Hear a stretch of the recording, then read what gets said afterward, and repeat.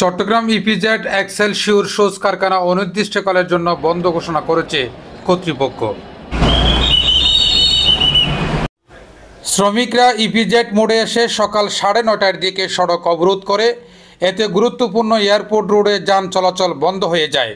চরম ভোগান্তিতে সাধারণ যাত্রী ও কর্মজীবী মানুষরা। শ্রমিক ছাঁটাইয়ের জেরে টানা 2 দিনে বিক্ষোভের পর গতকাল রোববার বিকেলে অনির্দিষ্টকালের জন্য কারখানা বন্ধ ঘোষণা করে নোটিশ দেয় চট্টগ্রাম ইপিজেডের এক্সেলসিওর শুজ কর্তৃপক্ষ।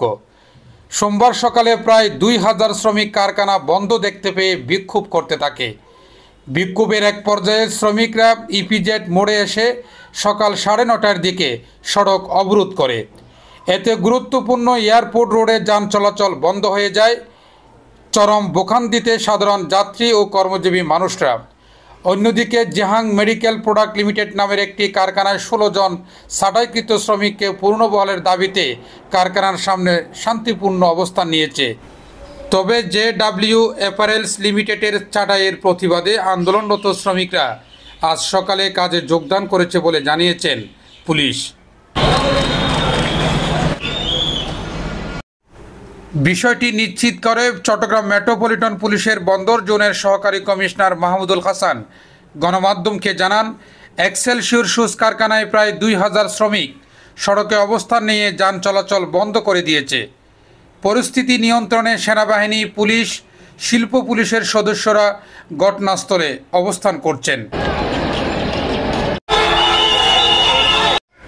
সূত্রে জানা যায়, শৃঙ্খলা ভঙ্গের অভিযোগে 40 জন শ্রমিককে ব্যবসা আইন অনুযায়ী সকল প্রকার পাওনা বুঝিয়ে দিয়ে চাকরিচ্যুত করে এক্সেলসিওর শুজ কারখানার কর্তৃপক্ষ।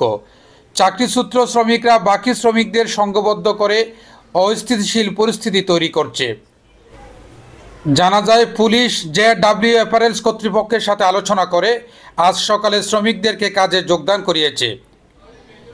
শ্রমিক ছাঁটাইয়ের প্রতিবাদে শনিবার সকাল থেকে বিক্ষোভ এক্সেলসিওর শুজ কারখানার শ্রমিকরা। রোববার সকালে জেডব্লিউ অ্যাপারেলসে শুরু হয় বিক্ষোভ। গত 2 দিন ধরে দফায় দফায় সড়ক অবরোধের ঘটনা ঘটে ব্যস্ততম সিপিজেড মোড়ে।